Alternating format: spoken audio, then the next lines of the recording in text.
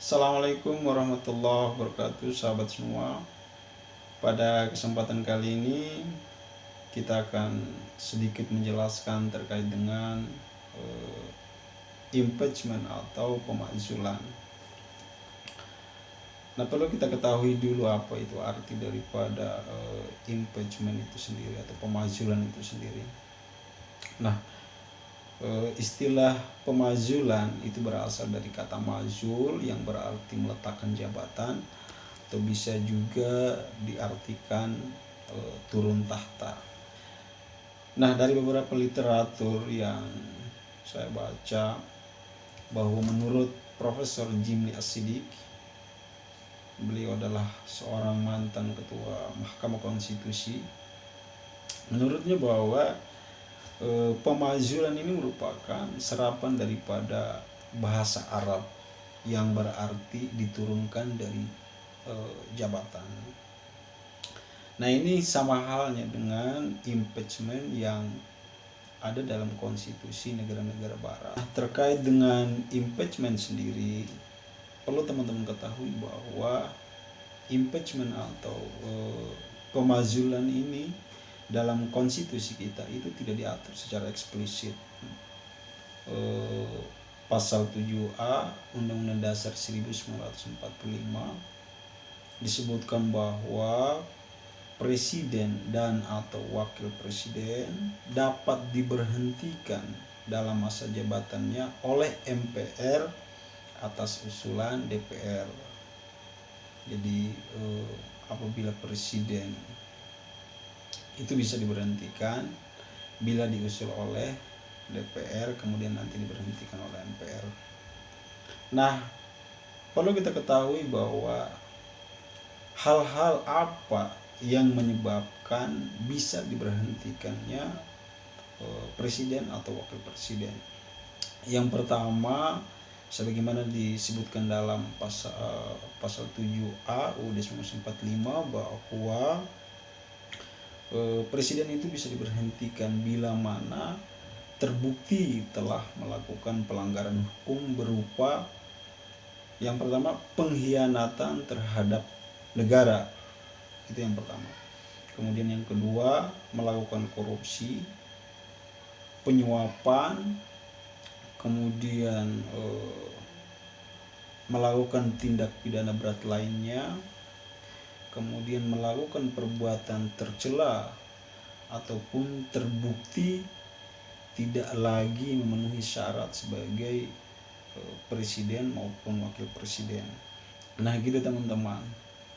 Jadi tidak mudah ya untuk bisa diturunkannya presiden atau bisa diberhentikannya presiden dan wakil presiden, itu harus ada hal-hal yang dilanggar oleh presiden. Tentu kemudian kita bertanya-tanya bahwa bagaimana proses pemakzulan itu sendiri. Nah, teman-teman, dalam proses pemakzulan ini ada dua hal yang muncul dalam prosesnya. Yang pertama tentu adalah proses hukum, proses politik, proses hukum, kemudian proses politik lagi. Nah, dalam proses pemakzulan ini ada 3 lembaga negara yang dilibatkan atau melibatkan diri dalam proses pemakzulan. Yang pertama adalah DPR, kemudian Mahkamah Konstitusi, kemudian Majelis Permusyawaratan Rakyat atau MPR. Untuk bisa dimakzulkan atau tidaknya, langkah pertama untuk proses pemakzulan yang pertama adalah dari DPR itu sendiri. Nah, dalam hal ini apabila DPR melakukan fungsinya sebagai pengawas, dalam hal ini mengawasi pemerintah, mengawasi kinerja pemerintah, mengawasi perjalanan pemerintah sendiri, dalam hal ini presiden ya. Apabila presiden itu melanggar hal-hal yang tadi kita sudah sebutkan, itu korupsi dan lain-lainnya, maka DPR ini melakukan rapat, kemudian dari hasil rapat itu diusulkan ke Mahkamah Konstitusi.